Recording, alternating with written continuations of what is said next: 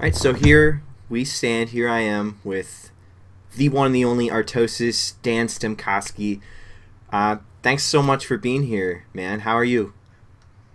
I'm good. How are you doing? I'm doing pretty good. Unfortunately, the week is obviously a little tainted or clouded with the news that broke with KeSPA and Proleague closing down. Yeah, sad stuff. Yeah. Unfortunately, I had a few questions that I wanted, but I had to kind of throw out, and I don't know how much we're going to get to today, and I really want to prioritize all of the Korean Esports KeSPA situation because I think that you're somebody that the community is going to look to for inspiration and clarification and all that kind of thing. Okay. So to jump into that, and then we'll get to the more fluffy stuff, more light stuff later on. You were a huge Broodwar fan. I mean, I think everybody knows that. You came up in Broodwar as such a big Broodwar guy. What was it like to hear this news? Well, I mean, it's of course really sad. I love Pro League. I've watched StarCraft since it started in Korea, and I doubt there's many humans that have seen more Pro League than me. I've watched it from Broodwar right through StarCraft 2, and it was actually my first gig out here. When I first moved out here, I was casting Pro League. A lot of people probably don't know that, but that was like over 8 years ago. So obviously it's like really sad. I wish that Pro League could stick around. I love the format. I love the teams and kind of the atmosphere and just the great quality of games. I mean, like, for instance, I have watched every single StarCraft 2 Pro League game this year. I might have missed a couple last year or something, but like I'm a big fan of it. So it's sad to see it go. It was something that was rumored for a couple months now, with lots of anonymous, unsourced articles, and obviously some people within the industry knew that this was coming for a little while. How long were you personally aware of this news? I hear things earlier than most people hear things. I've lived out here for a really long time in Korea. I've been here over 8 years now, and I've worked closely with KeSPA, with SPO, with all sorts of companies, and I know a lot of people. So I've heard the rumblings a lot. The thing is, there's been rumblings about that for years as well, so you never know exactly what's going to end up happening. Like for the past couple of years, people have been like, "Ooh, I don't know, Pro League might get canceled this year," but this year it was the real thing. So the rumors surrounding the closure of KT's StarCraft 2 roster sprouted up a few weeks ago. They were largely based on the fact that KT's team house was closing, and those rumors were put to bed pretty quickly, it seemed, when Stats went on record and said that the old team house had closed because they were just moving to a new one. Obviously, that's not the case. KT StarCraft 2 is, in fact, shuttering, and I think that paints kind of an interesting picture. Do you know if the players on these teams knew what was coming, or was there some misinformation? Well, I mean, there could have been some misinformation or something. I don't know when anyone found out, and I don't really want to take a guess as to when each person found out exactly what was going to happen. So, I mean, I don't think that Stats was like doing anything bad. I didn't see that he had said that, but I don't think he was trying to be like deceitful or something. Like maybe there was a lost in translation thing, or maybe he thought that it was changing or something like that. I'm not exactly sure. I will say that I do believe that the sourcing on that quote is not super founded. It was just like an article. I don't know. But that was the word that was spread. The official line from KeSPA referenced the 2008 financial collapse, marks match fixing, a lack of players, a lack of teams, and trouble securing sponsorship as primary reasons for this closure. In your eyes and in your opinion, how much did each of these factors impact Pro League and the StarCraft scene in Korea? The 2008 financial crisis seemed to be a strange one for me, but that was before I came into esports.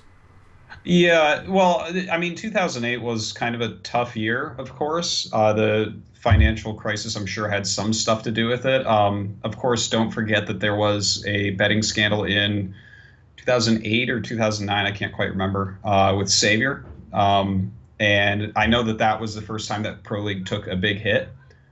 That was, something that like that never looks good for any sport. Of course, there was another one recently with Life and all that. So I'm sure that that stuff had some things to do with it. The sponsorship thing is really the main issue here, I would say. If because it's SK Telecom's Pro League basically because they've been sponsoring it.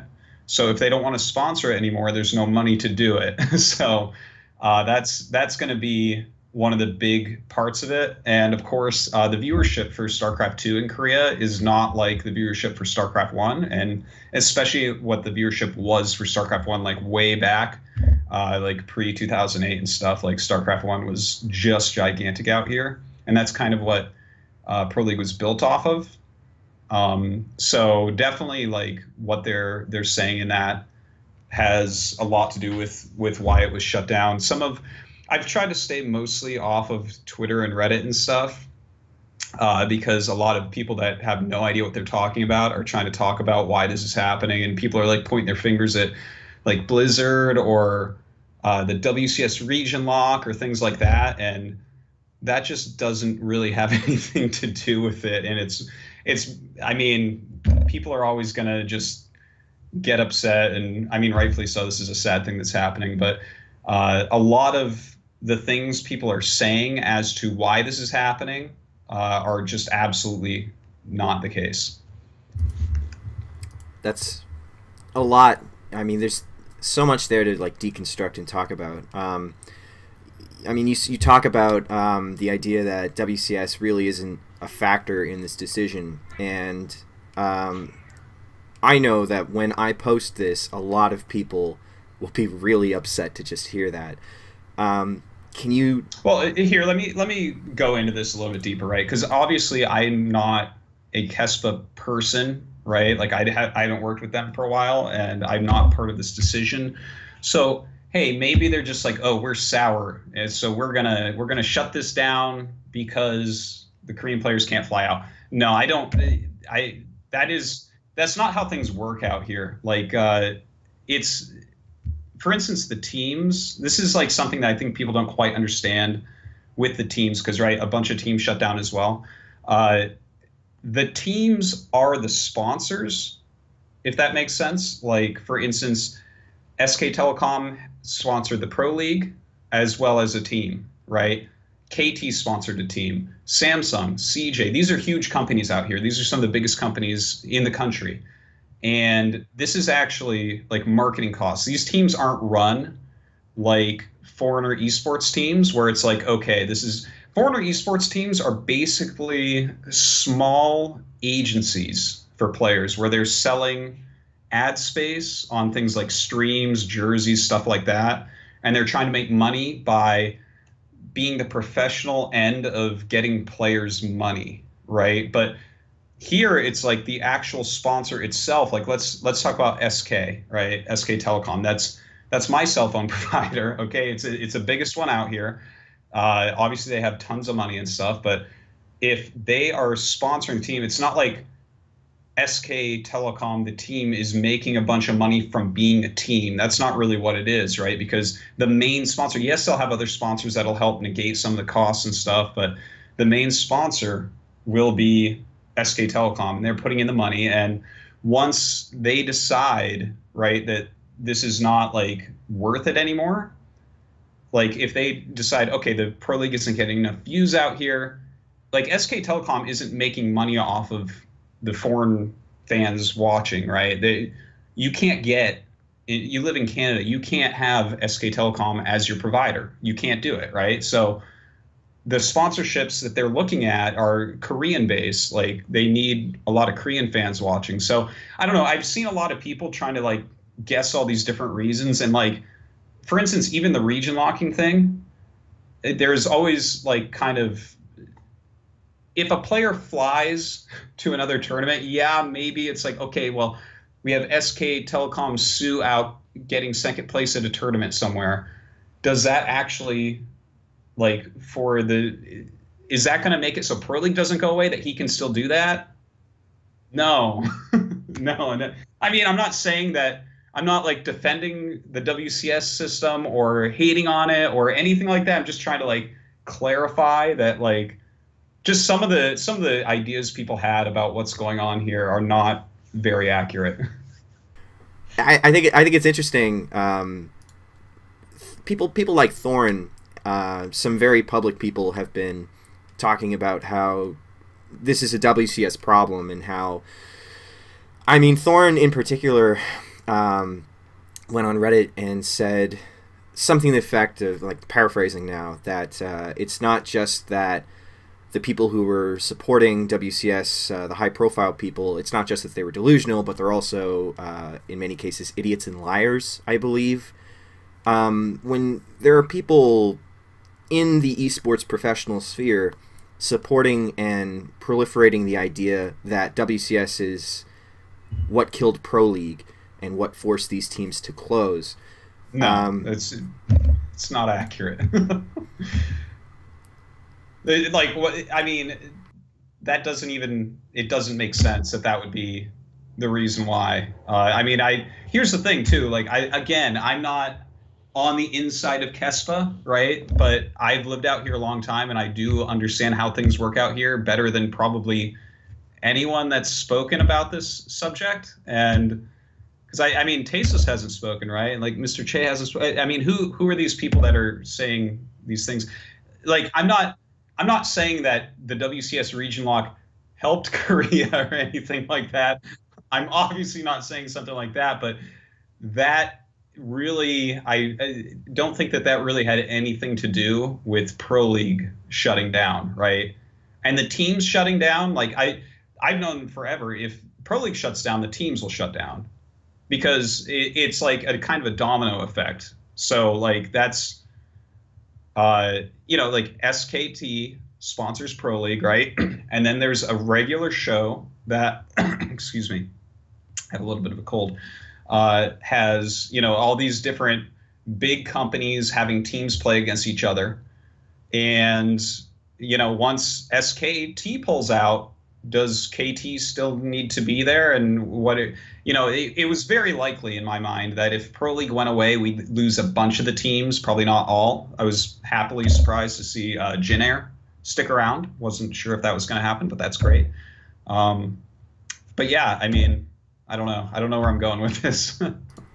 You're actually touching on a question that I had.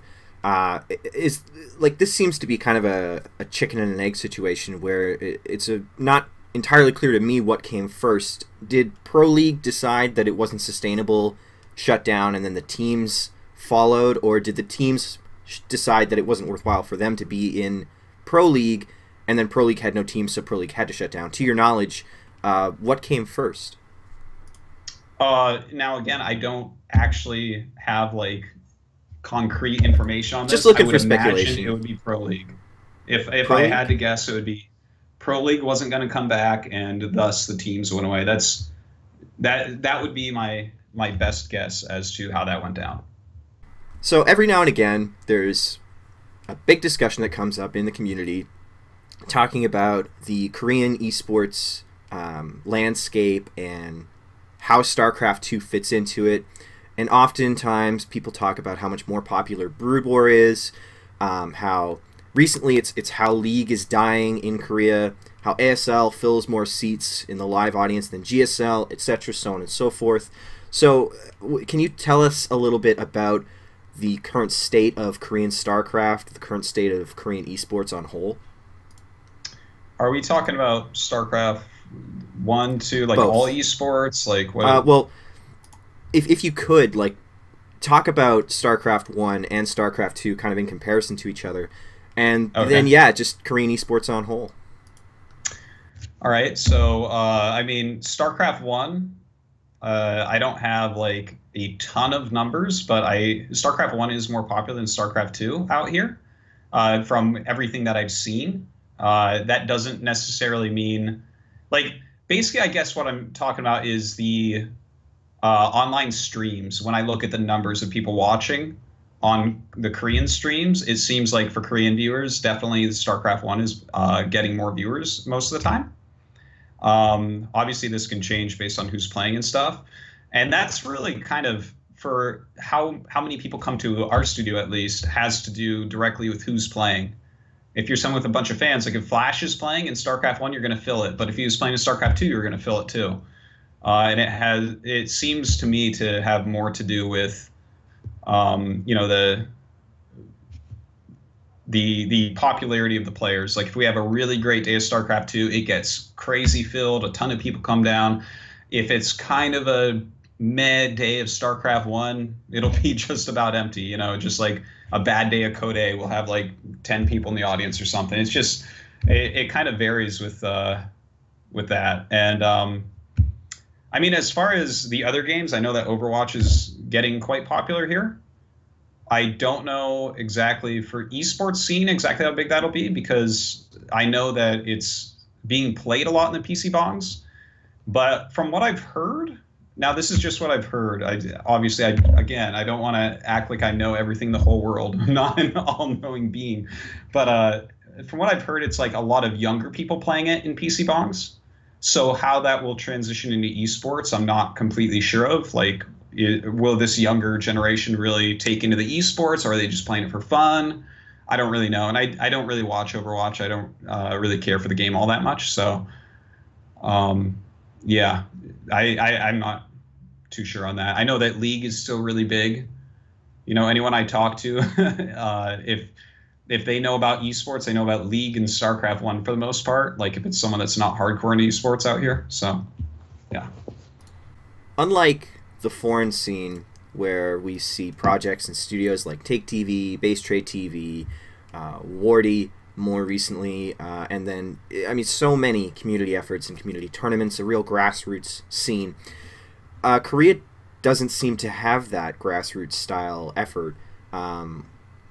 Is that a result of how large Korean esports was, you know, in the early 2000s and before 2010? Unlike in North America and Europe, are people just used to not needing a grassroots scene? I mean, why don't we see grassroots esports projects in Korea? Well, I can't really answer that. Sorry, I kind of have to cop out because I'm not really part of the Korean scene. I'm part of the foreign scene, but I live out here in a way, if that makes sense. Like I'm not like on their forums and getting into their heads as to why things are, you know, being done or not being done. So yeah, I don't really have a great answer for that. Sorry. That's okay.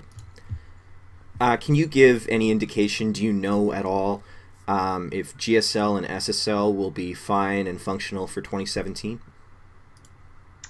GSL will be around. I know that. I don't work for SPO TV or SSL. I just fill in there sometimes, so I can't say one way or the other. I just don't know. You wouldn't. You wouldn't be able to speculate at all. I just don't know. In your mind, what happens to the players who find themselves teamless now? Is there any? Do you know of any new parties interested in opening up Korean Starcraft rosters? Well, I mean, I don't know, but that's actually the saddest part of everything, right? Because a lot of people are sad that Pro League's going away, and yeah, we don't have Pro League to watch now, and I'm terribly sad about that as well. But what I'm really sad about is the lack of support for the mid-tier pros. Like the top guys, I'm not really all that worried about, right? Like someone like Zest, I'm like, well, I mean, this guy, I'm sure someone will sponsor him and he'll have some sort of salary and he'll keep winning tournaments and winning money, and he can probably be a pro as long as he wants, right? But that the supporting like middle tier of pros, the guys that like don't win GSLs ever, right? The guys that are kind of like, okay, I'm a round of 32 guy or something. Or, you know, maybe I sometimes am in Code A, sometimes in the round of 32, someone like that. Like that's an important set of pros that are out there, right? And they're like a supporting level for the top, right? Because it's kind of like a pyramid. So I'm a little bit worried about them. And I guess that doesn't really answer your question, but that's, in my eyes, that's the real sad thing about about probably going away and a bunch of teams folding is that we have a bunch of unemployed pros without houses basically with each other now. Yesterday I did kind of a spontaneous live stream call-in show and heard from the team manager for Elevate, and he talked a little bit about how the plan for them was actually to send Masa to train in Korea. But now that plan has really gone up into the air because the worry for them is that with these players that you just spoke of being unsupported, we'll start to see a major slip in the skill level at the top level of Korean Starcraft. Is that a legitimate concern? Is that something that you can see happening? Yeah, that's an interesting one to try to figure out exactly what's going to happen with that. I don't think the top level is really going to slip. Like, people aren't just going to get worse. People are still going to play and people are still going to practice. You know, there's still going to be tournaments. There's cups all the time, and like, you know, Lima League and Leaf Fang Cup and all this stuff. So people are still active. I mean, you still can queue up in a couple seconds on the Korean server and get a great game. And I mean, I don't know exactly how all of this will turn out, but yeah, I don't know. Sorry, I have so many things where I don't know, but I don't like to be one of those guys that just pretends to know everything. Oh, everything's dead. Oh, this is the Korean scene's dead. No, it's not. It's not dead. Korean scene isn't dead. I'm not going to say it's fine. Like, this is a blow to it, yeah, but we'll see how it goes. People shouldn't rush to conclusions too quickly, I think. It is unfortunate that, to me, it seems like for the Korean scene, it's kind of the same situation as what was happening in 2014, where fans see a little bit of a decline in numbers, and then they rush to the idea like, oh, well, the game's dead. And now, whether it's dead or not, I think that for a lot of people, the Korean scene heading forward now has the stigma that it is dead, even if that's not correct. Well, I mean, we don't have any active or announced tournaments right now. So, I mean, I can see it in a way. And truthfully, like, I guess the number one injured thing here is as I was talking about, like that mid-tier pro gamer set. Like, those guys, I think, are probably the ones that I'm most worried about, and I think are probably hurting the most. But I think the second most hurt thing would be people's perception of StarCraft, especially since everyone kind of gets in a group together and says things like it's dead. I mean, I assure you it's not dead. I live out here with my wife and child, and I will continue to pay my bills by casting StarCraft. It will continue somehow, some way. We will see. But obviously, you know, nothing for next year has been announced yet. So maybe people should try to hold their judgment a little bit. And I mean, GSL, they were talking about it at the finals at Beyond One that, you know, GSL will be back. So there you have it. I mean, there's something at least.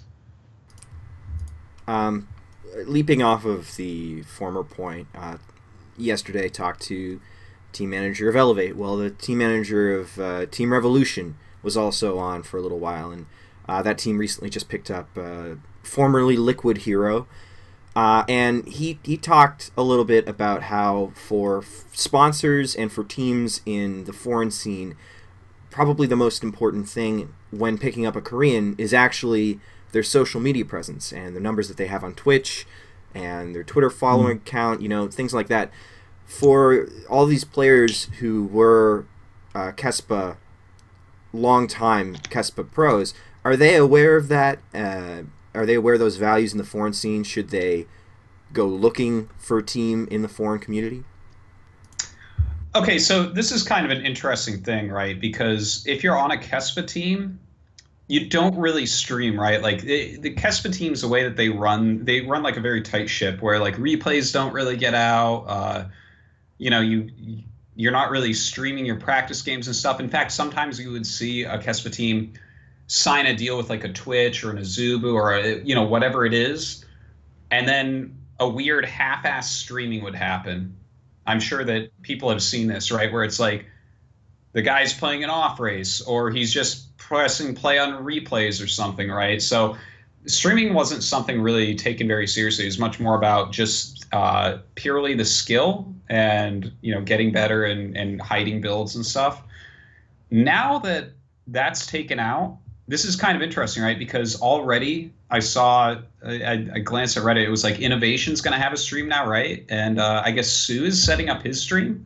So it looks to me like a bunch of the Korean pros are like, okay, well, this is now kind of a different space where doing things like more actively engaging your fan base might be a smart career move. Whereas if everything's taken care of for you inside of a team, I guess you don't need to worry about that so much. But I expect to see a surge in the ex-KeSPA pros streaming now. I don't know that we will, but I mean, I guess two of them already look like they're about to start streaming, so yeah. I think, I mean, probably not the best time to think about silver linings for a lot of people, but if there is a silver lining, that's certainly one of them for me. I'll be watching Innovation stream and crossing my fingers for Zest too. So, I mean, we touched on WCS already, and I'm not going to ask obvious questions like, did WCS kill Pro League? Because we went over that. But WCS is and always has been, throughout this year, a real hot button topic in the community. What are your personal opinions on the WCS 2016 system? Well, I've pretty much not said a whole lot on it because I just, this sounds almost like a cop-out, but I mean, I don't know things until I watch them unfold. And I mean, I have ideas and guesses, but I'm not going to get out there and publicly like force my ideas about what's good and what's bad down everyone's throat, right? Like, so with WCS, with 2016, definitely some really good things happen. Like the foreigner level has picked up a hell of a lot, which I find to be really, really cool to see. Like, look how good Neeb is. Look at Nurchio's play right now. I think this BlizzCon is going to be the most exciting yet because the foreigners actually have a chance. So I think it did those things really well. You know, people have brought up some arguments about the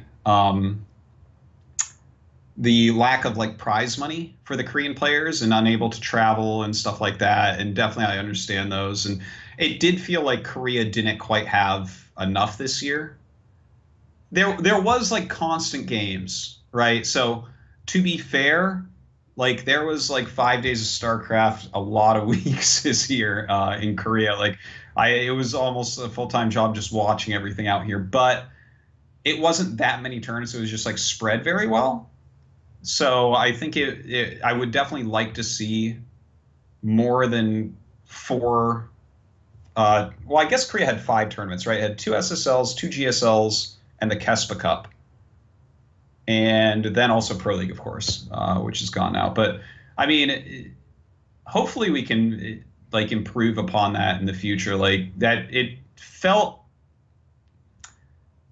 low compared to the foreign scene because they had like so many, but then theirs were just like chunks, right? Where it's like a weekend and then like there's nothing for a month, a weekend, and then the next weekend. And so I don't know. It's hard to really compare them, I guess, because it's such a different way that it's done. So let's just pretend you are completely in charge of WCS 2017. What's your dream system? What do you do with StarCraft globally? You know, I definitely like the idea of some tournaments that are completely foreigner.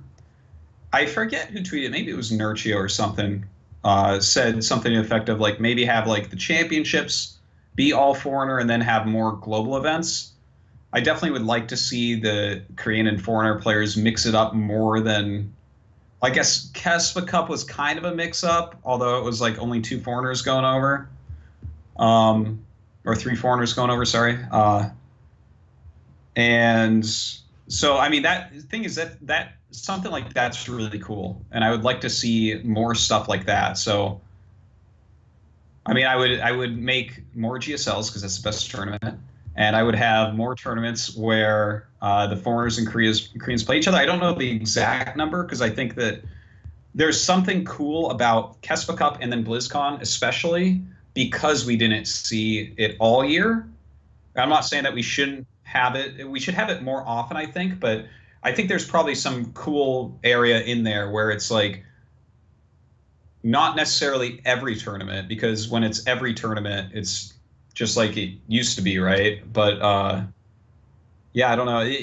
It definitely it did something for the hype here at the end. So I mean, the thing is, I'm not in charge of it for next year, so I haven't put enough time into thinking about this, so I can't give like a full answer. Because obviously, you know, if I'm in charge of all StarCraft for a year, I'm going to have to sit down for more than 45 seconds in front of my webcam right now and think about it. But those are my first thoughts. Moving away from the current situation in Korea and more what I was prepping for, just an idea of who is Artosis and talking to you, Artosis. You've done a ton of interviews over the years, so I'm not going to touch any of the light, really fluffy stuff like how did you get into StarCraft? How did you start doing, you know, that information's out there. In an interview with Bobby Scar in July of this year, you talked about how Riot formed a school of sorts for casters, and you joked about how insulting it was that they didn't throw money at Tasteless to teach any classes. Taking a more serious look at this idea, though, do you ever feel disappointed, or do you ever feel as though you've been kind of pushed aside by the other games and casters that have risen in StarCraft 2's wake? No, I mean, I don't really think I feel... It's a good question. Like, I don't feel pushed aside or anything. I can cast whatever game I want, I guess. Like, if I really wanted to go cast another game, I have confidence in myself that I could break into it and cast it. You know, I've casted a lot of games professionally, and you know, I'm good at games. I can figure things out. But I like StarCraft. That's really like what I want to do, is cast as much StarCraft as possible. RTS is my genre. That's the one that I love. And just because another game is like more famous, and thus the commentators, I guess, become really famous, that's fine. I'm not like in this for the fame. I'm in this because I just need to play StarCraft a lot and watch StarCraft a lot. Kind of sounds corny in a way, I guess, but I've loved this game for a really long time. So, you know, I'd prefer to just kind of do my thing with StarCraft and just try to be a happy human. I guess that's it. I think that's really admirable. Tying into that notion, in a 2013 interview with Thorin for Team Acer, you talked about how if you hadn't landed this casting job in Korea with GSL, if you hadn't been working with StarCraft, you would still be doing StarCraft content while you worked at Wal-Mart, I think was your exact quote, or did something normal as a day job. Is that still how you feel? Are you still that devoted to the game? Yeah. Like StarCraft is like kind of like what I'm like meant to do in a way. Is like well, I say it's like just RTS in general. The thing is, StarCraft is really the only good RTS, but just like this type of game for me is like really awesome and important, and like I will just continue to do it. I just know I will, because it simply makes me really happy. Like, let's say that StarCraft were to die completely one day, which, by the way, it never, ever will. I've been hearing it's dying since 2001, and it is now 2016. And it's just never going to go away, because RTS is a great genre and StarCraft's the best. Anyways, if it were to somehow die, if an almighty God came down and destroyed the StarCraft esports scene completely and banned everyone from playing it professionally, I would still, you know, I would do something else, like whether that's in esports or I probably wouldn't work at Wal-Mart anymore. I would probably just cast another game or like work for an esports company or something like that, or a game company. But I would absolutely still be catching as many matches or playing as many games as I can kind of fit in, just because I start feeling weird after a while if I don't play enough StarCraft or watch enough StarCraft. I get like, I start jonesing for it. So, I mean, I don't know. Maybe one day it'll change and I'll grow out of this phase or something. But it's been a long time going, and I'm still loving it. Talking a little bit about your RTS affinity, a new content creator recently by the name of BrownBear has been posting some videos talking about the theory of RTS and bringing in some really interesting perspectives for StarCraft and comparing it to Age of Empires. You said that you know him through Age of Empires 3. Can you talk a little bit about your experience with Age of Empires and how you met BrownBear? Well, he was just another top American player in it. Like, basically, I've played so many RTS games at a high level. It's like people don't really know about it because I always just come back to StarCraft pretty quickly. But basically, anytime a game came out, I'm like, oh, a new RTS. And RTSs used to be released a lot, like between 2002 and 2008 or so. There was like a lot of RTSs coming out. So, you know, I would get on and just learn the game completely. Like, I learned some of them I quit quicker than others. Like, I didn't really care for, what was it, Dawn of War that much and Rise of Nations. I didn't play those two so much. But then there's other games that I played a hell of a lot of, like Age of Empires 3. Like, when that was announced, they had like one map you could play as one race against a computer, and I grinded that like 8-10 hours a day for weeks until it came out against a computer, just so I would have the mechanics down, and played that a lot, actually, until they announced that it wouldn't be at WCG that year. But yeah, so Age of Empires 3, I played that a lot, and like, it didn't have a good like support from anything for esports right when it first came out, which, if I recall correctly, was 2005. So what happened was I had brought two of my RTS friends with me, an old guy named Skew that was in media with me, and Gentho that was a Warcraft 3 champion in America.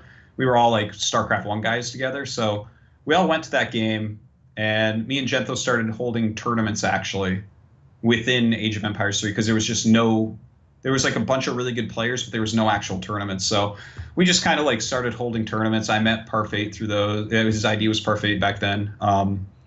And just, you know, we didn't play like a whole lot. I just knew him, you know, and saw him at WCGs and stuff and that type of thing. With people like BrownBear and LastShadow, you've scouted a few personalities over the years and used your platform to help elevate them in the community. Is there anyone currently on your radar that we could be watching for besides BrownBear, maybe? No one comes to mind right away that people don't already know. Like, basically, if I just see something that's like really smart, I love it. Like at some of these events and stuff that I go to, I love to just like pick the brain of nerds and talk about RTS in general. And I don't know, like anything like that. Like, LS is like just a genius at video games. So I'm sure I've pressed a lot of his stuff in the past. I didn't know you would even know that, but you know, obviously now he's like casting League and doing a good job over there in that game. And like BrownBear, his stuff, he's just, the guy is so smart, and like all of his opinions are well thought out and well produced, and like there's not content like that out there. And I want more content in StarCraft, like more intelligent videos and really well thought out written pieces and stuff like that. We get some of it sometimes. Every now and then you'll see something really great come out of someone, like a Lelouch or something will put something out there. But in general, I feel like the scene is lacking a lot, of like good written stuff and good just kind of videos talking about what good RTS is and stuff like that. So whenever I see something like that, I mean, he happens to be an old friend of mine. He actually, he lives over in Asia now too, and so he came to Seoul and we got to hang out a little bit. So that, I guess that kind of gave him a foot in the door where I got to read his stuff. But yeah, if I ever see anything like that, I like to kind of promote it, because I just think the scene in general and the genre in general needs more stuff out there about it. Tying into the kind of the next idea there a little bit, one of the things that really struck a chord with me was when you said that StarCraft 2 has never been better than it is right now during the KS Season 1 finals, I think. I don't remember. And I agree with that 100%. It's just a fact. It is so stupid good right now. Oh my god. It's so good right now that like the top level play and the game and just, anyways. But with the decline of viewership, it seems that opinion and you and I are really in a minority of sorts having that idea. How do you think the community, the professional environment, the developers, everybody, how do you think that we can get the word out to everybody who stopped watching in 2012 and say, hey, this game is better than it ever was. Come try it out again. How do you think we can do that? Yeah, that is the question, right? That's like the $1 million question. Now, there's a quick little thing I do have to say is this doesn't have to be the biggest game. It doesn't have to get the most views. And I don't think that it will either. StarCraft, like, more people play the other games because this is such a brutal game to play. Like, this is really a place where you kind of test yourself and your mettle, and like you get to learn a lot about yourself while you play. And if you lose, it's 100% on you. And people don't play that type of game as much. Like, more people are going to play The Sims than are going to play Dark Souls, and more people are going to play League of Legends and Overwatch than are going to play StarCraft. And that's a big part of their viewer bases, is that just so many people play it. So the question about the viewer base, I guess, there's a lot of different ways that you can attack getting a bigger viewer base. Do you get more players? Do you try to get the word out about how fun it is to watch? Thing is, I don't really have a great answer for this. I think that what we need to do going forward, though, is make sure that the commentary is really on point. And I don't mean technically on point. I mean, like, this, you got to make sure that you are speaking to a wide enough audience that it doesn't sound like Greek as soon as they get on the stream.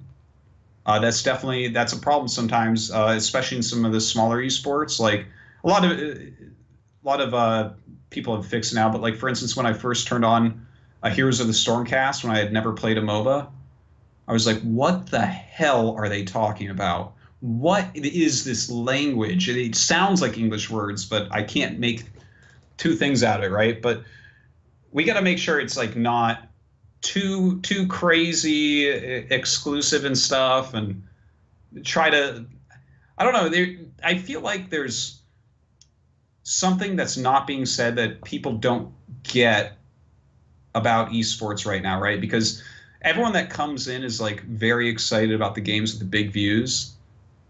I saw some quote. I know I'm going a little bit on a tangent here, but I think it was Thorin that tweeted something like, when did esports become like comparing viewer counts or something? It's like it's something like that, where it's like, esports isn't just a measure of how many people are watching. And of course, for business, this is where it gets a little bit complicated, where it's like, yeah, I mean, more viewers means more advertising dollars, means, you know, it can grow better and stuff like that, and maybe attract more people. But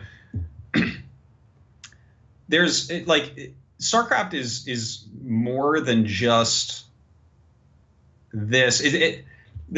See, I'm getting really off track here, but I want to I want to finish this thought. This is like, okay, so like, StarCraft is the ultimate 1v1 game. This is the hardest game. This is like, if you really want to test yourself and how good you can be at a video game, this is a great way to do it. And the things that our players can do, the amount of attention that they have to pay, and the amount of things that they have to do at once, and the speed with which they have to do this, and the precision with which they have to do this, and the amount of things that they have to know. Like, I feel like we need to do a better job of letting people know about that. Like, you watch like Bisu first person playing StarCraft 1, or Lucira first person playing StarCraft 2, and compare that to any other esport, and you're just like, oh, okay, there's a big difference here. There, like, and StarCraft does have this like respect position. It always has had, where the other games are like, yeah, no, that's a hard game. Like everyone agrees, like, oh god, the StarCraft, that's crazy. You guys are crazy to play that. It's such a hard game. So yeah, I've kind of gone full circle now to the, we don't have as many people that play, but the game is so special in these other ways. And how do we grow that? I feel like we need to get that message out there a little bit more about like, this is why this is so brilliant. This is why this is so beautiful. And it feels like there's not enough content about the game. It kind of circles back to the previous question you asked about that too, where it's like, what do we have right now that's out there? It's like, okay, commentaries are out there, a lot of them. What do we have on top of this? Where is our really epic B-roll? Where is our really epic, like, here's the history of StarCraft. Here's what players actually have to do. I feel like we're just missing little chunks of things like that. In 2016, we've seen a teamless player win the most prestigious StarCraft 2 tournament in the world. We've seen a foreigner finally conquer a Korean tournament after almost 16 years of drought. What is your favorite storyline heading into BlizzCon, heading into the World Championships this year? My favorite storyline? Ooh, that's a hard one. There's like just so many good ones, right? Like obviously Beyond everyone's in love with Beyond, as they should be. And this one-man army thing is amazing. Like the fact that he took down all these players with teams, it's kind of funny when you think about it. Like he took them all down and then like Neeb won, and then suddenly all the teams are disbanding and stuff. And it's like, oh my God, that's like, obviously none of this is related. It's just kind of weird how that worked out. But I think that overall my favorite storyline is just the foreigners in general. We have such a large number of them. Having 6 non-Korean players there is pretty awesome. And they were like really, really strong players as well. I think every single one of them has chances to get out of their groups. So just, that tried and true foreigner versus Korean thing is for me what I'm really excited about, and to see who's going to step it up and actually get out of the groups. So let's make some predictions here. Do you think that there's a chance that a foreign player can actually take the event? And who do you expect? Who's like your short list of players who can win the whole thing? Okay, I think it's possible a foreigner takes the event, but I don't think it'll happen. I definitely am siding with the Koreans on that. My short list of players winning, I think I got to go with like Dark, Beyond, and TY. The thing is, I keep looking at the players, and I'm like, oh my God, like I'm like, but wait a minute, Zest is in the tournament too. Like, how many players can I name for a short list? But yeah, like I'm kind of looking at it, and Dark is like just such another level from Zergs. He's just like so different and good, and like I don't know. I thing is, anything can happen. Everyone is so good this year, and even just looking at these groups, trying to predict the groups, they're all so ridiculously hard to predict. So, I mean, even the short list, and it's kind of cheap. It's like, yeah, the Dark, Beyond, and TY, these guys had a lot of points for a reason, because they did really well this year. What do you think about the racial balance heading into BlizzCon, and even the foreigner and Korean metagame? For a lot of the year, there was a very, very big split between the foreign meta and the Korean meta. What are your thoughts on the general balance of everything? Okay, so the balance, it's sad that there's only 2 Terrans. Obviously, Polt just pulled out, so there should have been 3, but yeah, what can you do?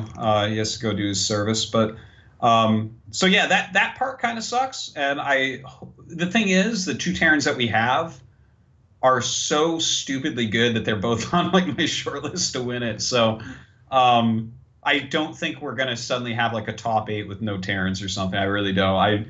I kind of feel like they'll both get out of their groups, which is really good. Having 2 out of 8, I'm like, okay, we can deal with that. That's fine. That's fine.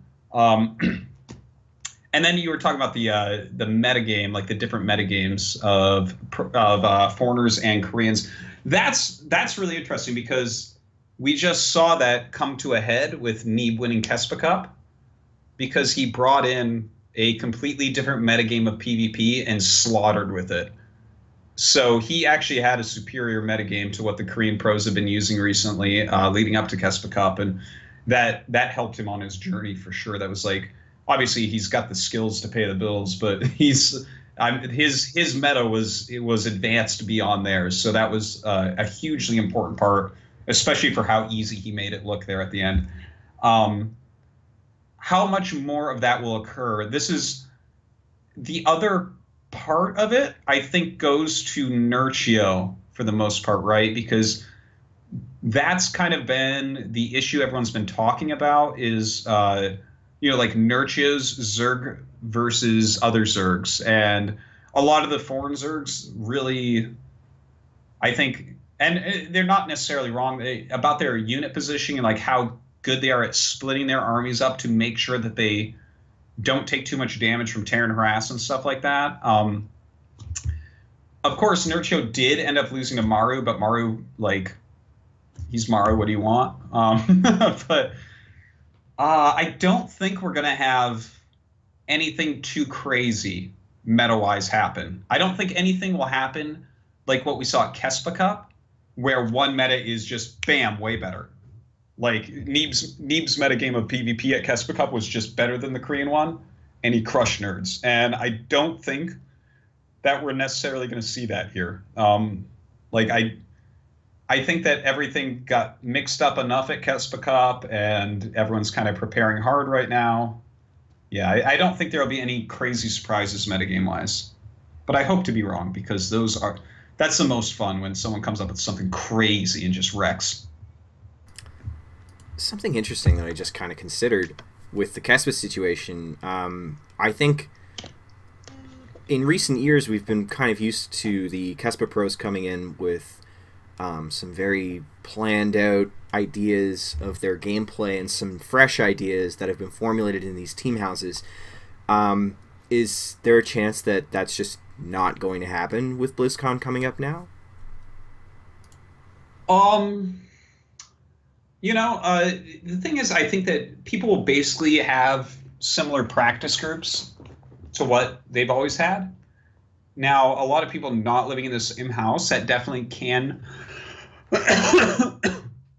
excuse me, that can be a detriment, especially considering a lot of these guys have lived in team houses for so long. So definitely I would say that overall that's probably a detriment to some of the Korean pros. But that's kind of how foreign pros have always done it, is not really living in practice houses together. And Byun showed us that like you don't even necessarily need that to be the best player in the world. And of course, Neeb showed something similar to that as well. So yeah, I just brain farted and forgot exactly what your question was. But oh yeah, about the team houses and how that'll affect them. But yeah, so I mean that could affect them a little bit. They might, I don't know if they should be like a little bit less planned in some ways, but the planning portion where you're like really planning out matches really well and utilizing coaches for that is better suited for something where you play like in a GSL or something, right? You have like, okay, you're playing in Proleague. You're playing this map against this player. Let's nail this. Let's get you the right strategy and everything. This is more of a weekend tournament, right? Where, you're going to have to play so many different people right in a row quickly. It's not that many. I don't know. Yeah, no, I guess you're right. It does affect it somewhat. Just because we were talking about meta and the game balance and everything like that, I do take fan questions, and this one seems appropriate. This seems topical to what we're talking about. At GGemini19 on Twitter says, why do you think 111 is impossible to hold as protoss, delaying mothership core and going robo with fast gates and breaking contain with probes plus first warp in plus one immortal works well? So I don't know if you want to... Okay, so first off, I don't think it's impossible to hold. There was definitely a little conversation going on Twitter where we were talking about the 111, and everyone's like, "Oh no, you can hold it if you just with 3-gate robo." And the thing is, there's like a lot of variation. And I know Pig was trying to solve some stuff, and he did 2 dailies on it. The second one is pretty good, where he kind of talks about like chronoing out the warp gate, skipping some probes for quicker gateways and stuff.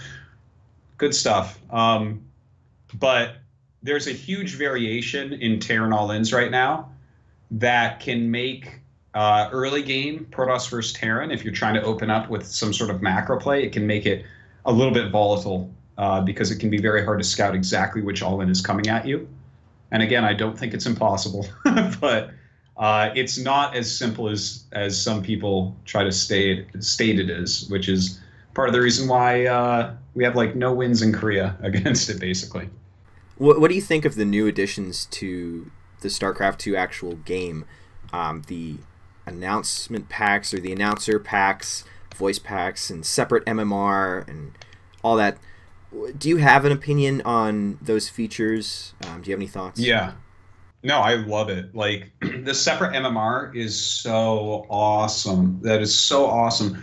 There's a lot of times where I feel like playing Zerg, but I don't want to like tank my rating because my Zerg is like not as good as my Protoss. So that's like kind of an annoying thing. And even once in a blue moon, I want to play Terran. And now that they're going to actually be able to mech, maybe I'll want to play him more often. So that's really exciting. I think that's going to be a lot of fun. And I'm interested to see how much I'll play the multiple races. But I think that this is really good overall for everyone. I think everyone's just going to play the other races more and just have more fun with StarCraft because of that. Because it is just such it feels so bad to tank your rating by playing a race that you're not as good with, and your games aren't going to be good because you're against someone that's really good with their race, and you're playing your shit race, and that can be rough. So that part I absolutely love. Been waiting that a long time and excited about that for a long time. And the other part is the voice packs. I'm excited to try them out. Like, I think that it's a really good idea, and I'm going to buy every single one of them. I don't know which one I'll end up using. I think I have to wait till the Tasteless voice pack comes out, and that'll be my main one. But yeah, like these are like great things for StarCraft. Just to have these extra, like the amount of money that I've spent on Hearthstone and Heroes of the Storm. Like, I can't even say it. Like, if I said it, you'd have to bleep it out because it would be so obscene.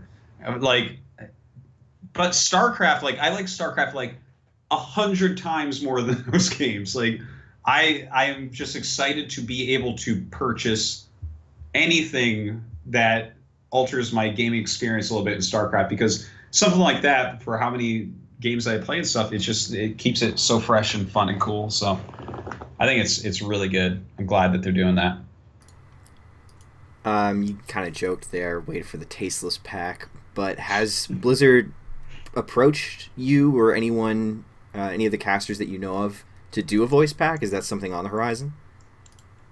I don't know. Would you be willing to? Would you be up for an announcer pack? I of course, I would love it. I mean, I'd be flattered. Awesome, I'd buy that.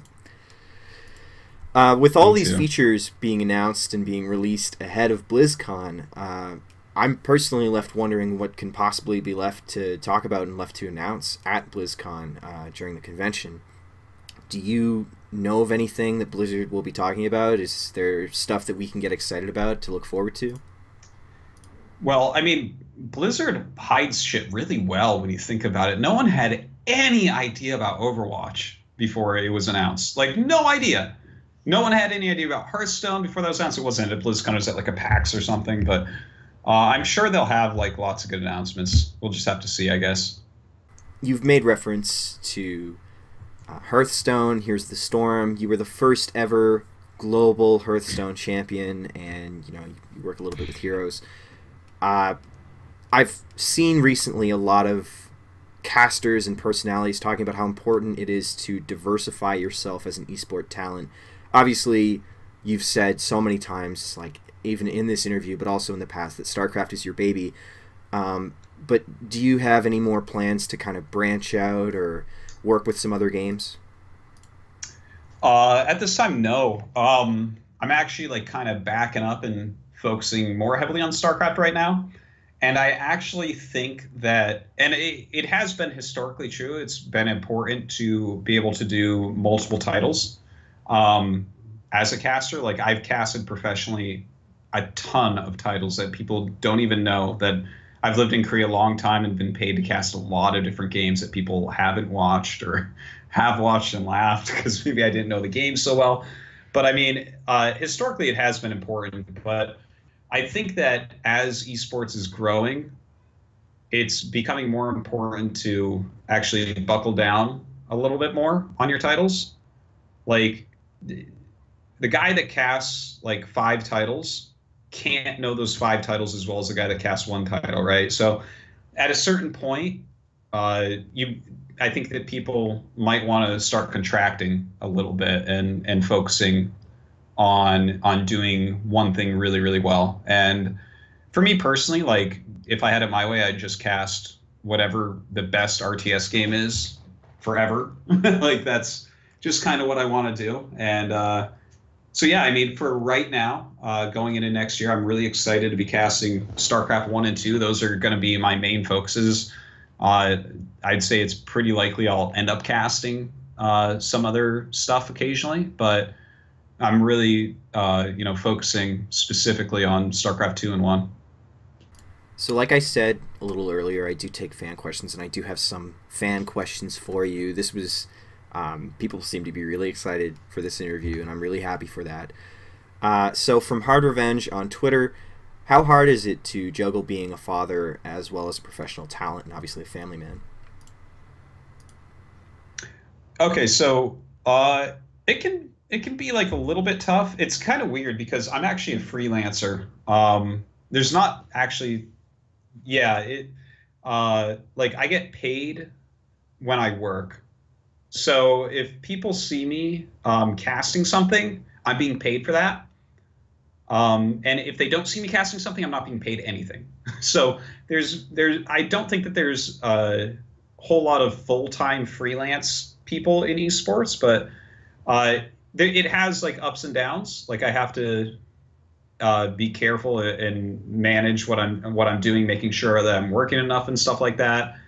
It's nice because I have a lot of freedom to spend time with my family and make sure that I can, be there for my daughter as she grows up. So that's, I really like that part of it. It can be a little bit tough because I have to make sure that I'm working, right? Like I don't go to an office or anything. I actually I'm in my office right now. This is just a little room in my apartment.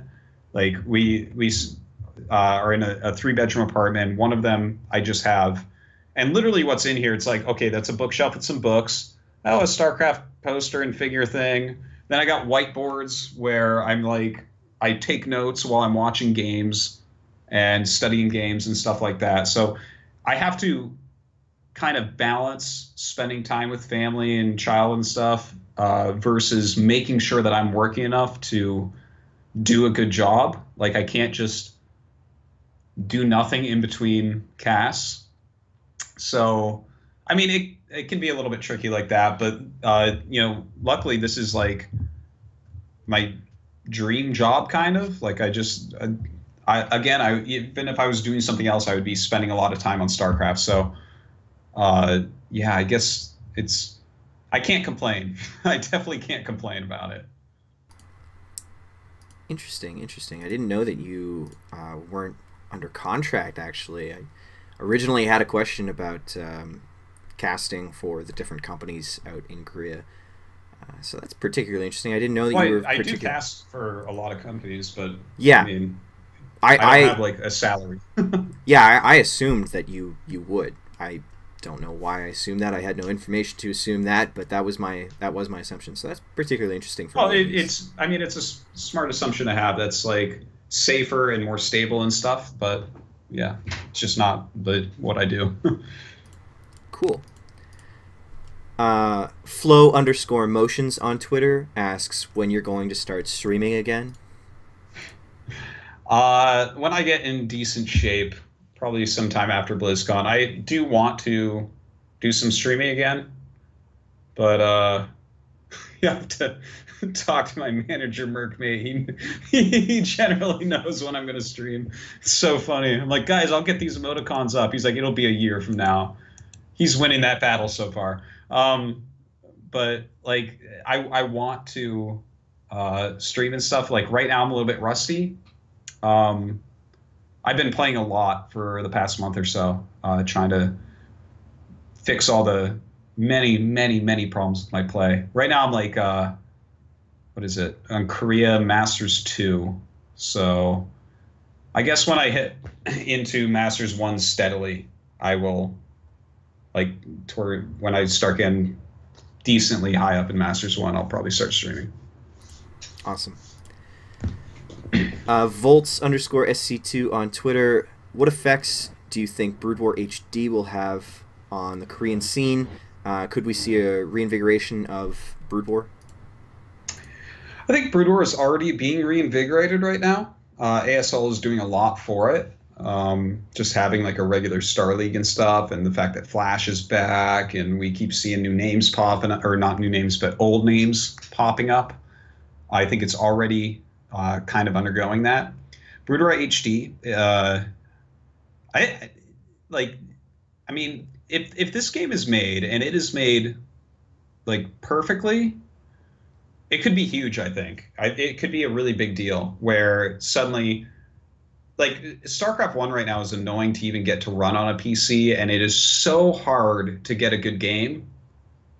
Like, you have to get on Fish server and go through all this crap and like try to find someone to play against. StarCraft 1 has always been kind of difficult to get good games in, even back when it was really popular.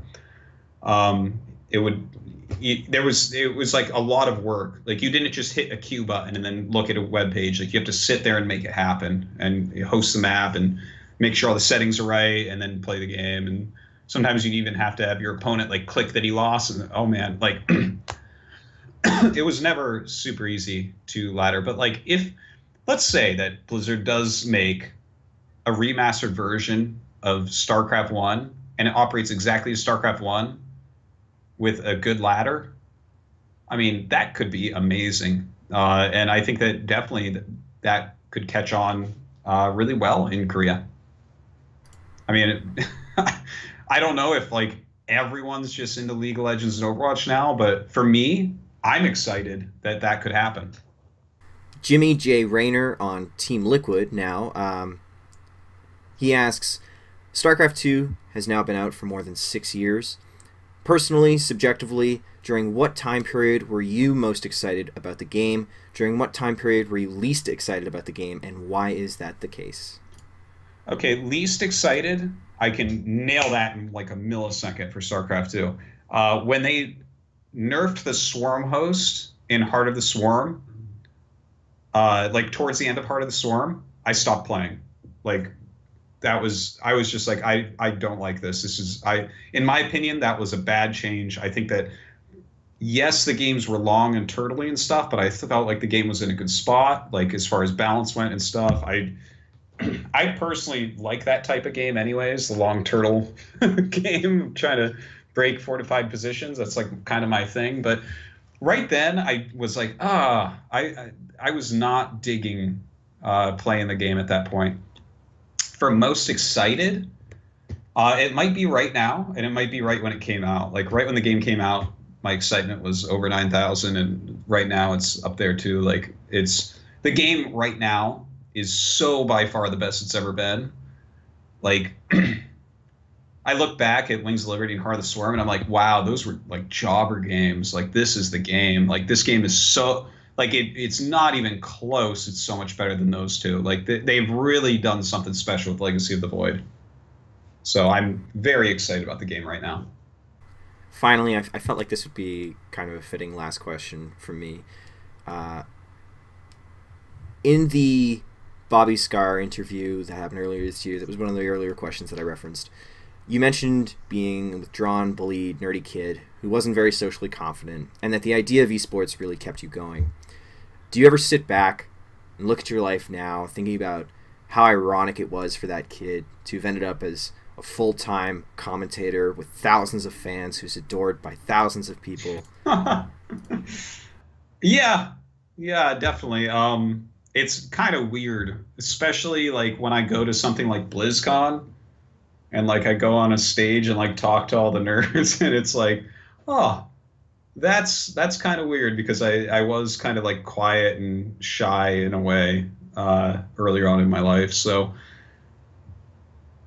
yeah, I really never, ever, ever, ever would have guessed that this is what I would do for a job. Like I could have guessed pro gamer or something like that. Like I definitely could have guessed that. You could have asked me when I was like 15. I'd be like, oh, maybe I'll play Nintendo games for my life or something, or like I'll be a game tester or something. Like, but definitely never thought it would be speaking publicly and stuff like that. It's weird.